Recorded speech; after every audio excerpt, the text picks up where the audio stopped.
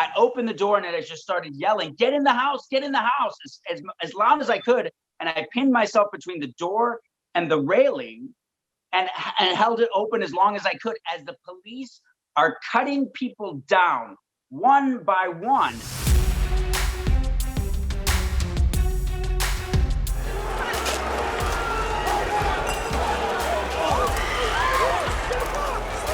Pussy!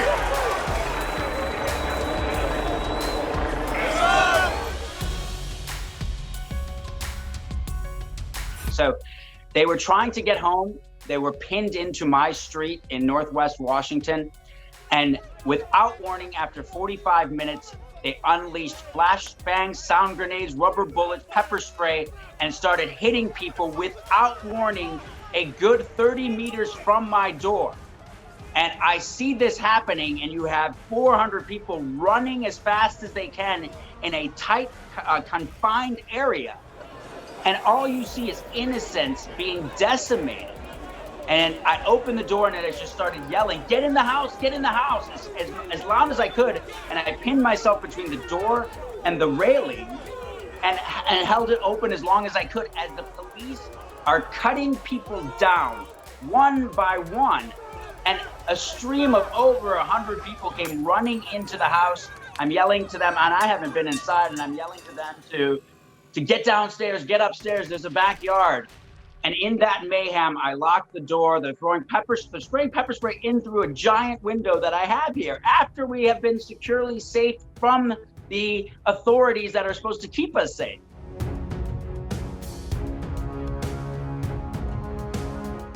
So I wish I could say, yes, I analyzed all of these situations. I looked at the risk, the good versus the bad, the police and the repercussions against me.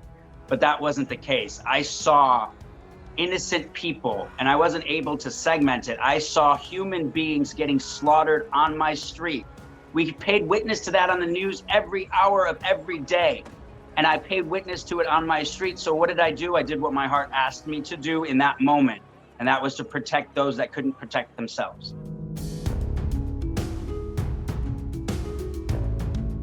I've faced racism now, looking back on it, my entire life here in America. And that's something that I have trouble swallowing and understanding, because I've always aspired to be in the roles and live the life of my white role models in America.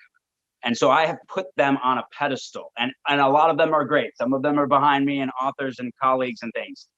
But what I need to do is find that identity of the role that the Indian American is going to play in this transformation of America, in this transformation of the world that is coming out of COVID, coming out of revealed systemic racism. So yes, I actually now can go back and play some very traumatizing experiences in my life, but it also has this very weird feeling on the other side of that. I feel extremely optimistic with that truth and proof of love. I know that we can actually overcome that as a group of people.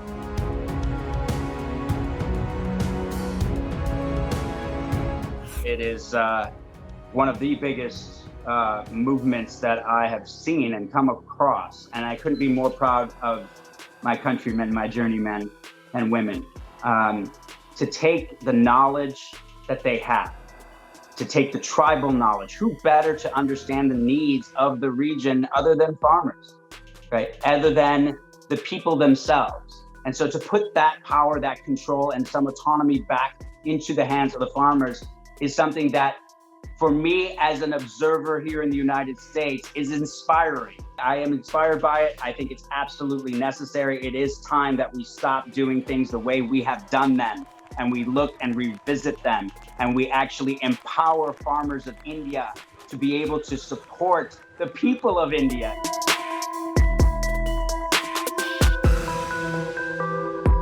I didn't open my door because the peaceful protesters didn't have anywhere to go. I opened my door because if I didn't, in my heart of hearts, I thought they would be killed. But what has happened from there is taught me a very valuable lesson that I think people can actually grow from. And that is, we are so quick to try to find something in common with people within 5 seconds, 10 seconds, or 30 seconds. Yet if we just gave it 3 minutes, we would find that we had so much more in common than we do in our differences. And that spans across race, ethnicity, India, United States, borders, political ideologies, and philosophies. That we are more united in what makes us alike than what makes us different. When you act human, I think many of us will see that we actually can become heroes when we actually act in our most primitive, pure form.